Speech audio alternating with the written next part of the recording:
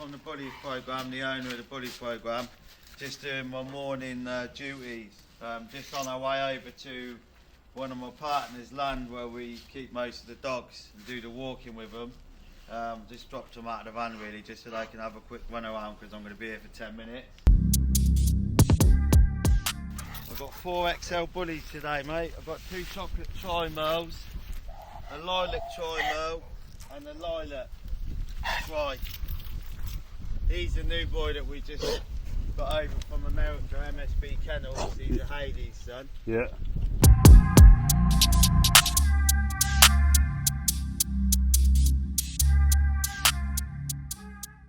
These are both chocolate tri-merles. He's a boy, she's a female. This is Friday, he's a lilac tri-merle. And that is Callie, she's a lilac tri. The one further, she's a Willy Wonka daughter from Bossy Kennels.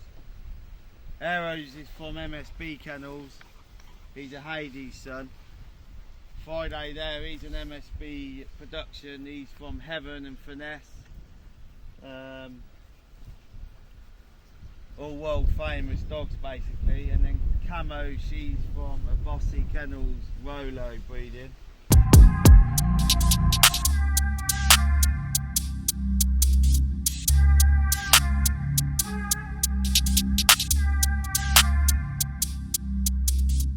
Yeah, so this is some of the dogs when we first started doing the breedings, when we brought them over. That's Callie, that's Coda, that's Kimura, that's Cuba, and that's Camo. Cuba is a Lucci daughter from Bossy Kennels. Kimura's a Goodbar daughter from Bossy Kennels. Coda is a Rome and Lily breeding from Bossy Kennels.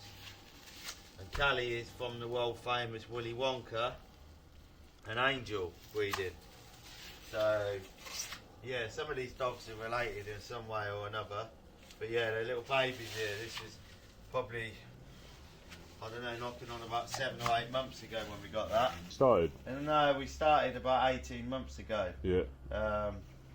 So now we're just getting ready to breed and start to produce some of our own stuff. Because what you see a lot in the bully game, which I agree with, is people saying, yeah, anyone can buy a dog, but what have you actually produced? Yeah. Well, I agree with that, but what we have done is managed to buy the best bloodlines that we can get. And we know that we've got the best pack of dogs in the UK, so now it's just a matter of doing some research and putting the bloodlines together and trying to make sure that we produce nothing but top quality dogs. So we're confident on that. I'm thankful that I've got help from people in America that are kind of giving me a little bit of help and guidance along the way as well, just to make sure that I haven't really got to second guess anything, that I know what I'm doing is the best thing to do, and making sure that the dog's health is put first more than anything when we're doing the breeding with like inbreeding and line breedings, etc. You don't want to be straining the bloodlines, as it were, too much. So, but yeah, we've got breedings going on now. They'll be going every couple of months. We've got a few breedings going on. As you can see as well, we like to have cameras everywhere. We've got literally cameras everywhere on this on site for a few reasons. Obviously security. A lot of people try and steal these dogs because they're worth a lot of money. Also, if the chap who's in here who's taking care of the dogs, some of them live here, he can watch them in his living room on his TV, so it just means he hasn't got to be stood out here all the time just keeping an eye on them. Yeah, they're everywhere, up there, down there, around the corner. We've got sensors on the gate as well, so if you come over the gate, there's an alarm raised in the night.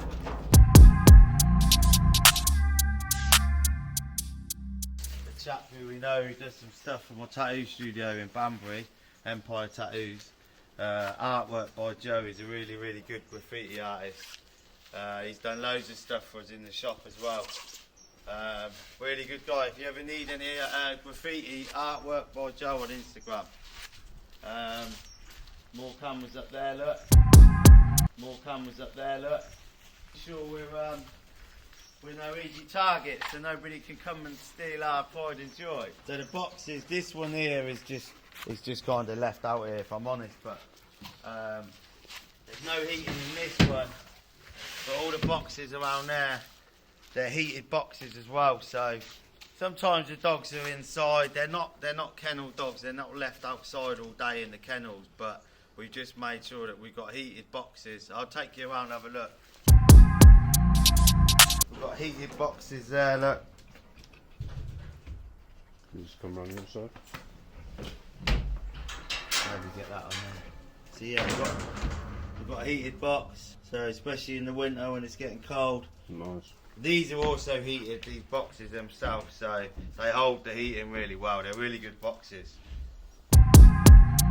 This was just a picture of an XL bully that we liked. That's Camo.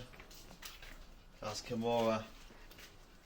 As you can tell, she's the one that's probably easiest to spot out of a lot of them. Well, so this kennel, to be honest, it's the biggest one. So basically, we have a breeding license. You need a license to breed dogs. So basically, one of the terms of the licenses is you need to have a quarantine kennel. So if the dogs were to be ill, sick, or disease, the same as us, we need to be able to probably section the dogs off so that they can't get to each other. And the reasons why these are up is just so that the dogs can't sniff about or have any contact with each other. We've still got the heated box, they can stay in here, but basically there's no way that they can get hold of each other or touch each other or pass their disease or illness on to one another. So that's the only reason why we've got that up, just for the local authorities insist that we have to do that. This kennel here, so we can dispose of all the dog waste into the main sewage. We've got trenches underneath, so basically we can just lift these out and we can just dispose all the dog waste straight into the main sewage or sewers. These are smaller, these kennels, so the reason why is if we ever need to put the dogs out here, and say we can hold 7 or 8 dogs out here, so we can put a couple in there, a couple in there, and then in here, if we ever have any dogs that don't really get on, we can put them in here, drop these hatches down, so they're then unable to get to each other basically, because no matter what you hear or what people say, you're always going to get 1 or 2 dogs that are not best buddies. So you always just want to make sure that you keep them two separated if you need to. Despite what people say, whether this breed's a bad breed or an aggressive breed, incorrect. All dogs, all humans, there's always somebody that you just don't really get on with. So these are the main reasons why this kennel has been built. But also, they're still big enough to meet regulations for the breeding and stuff like that. So all the breeding licenses, they'll insist that your kennels are so high that they're say 2.2 metres by 2.1 metres, which everything in here is correct. So they can still move around in here, and if the dogs want, they can move from one kennel to another. If we don't want them to, then we just shut down the traps.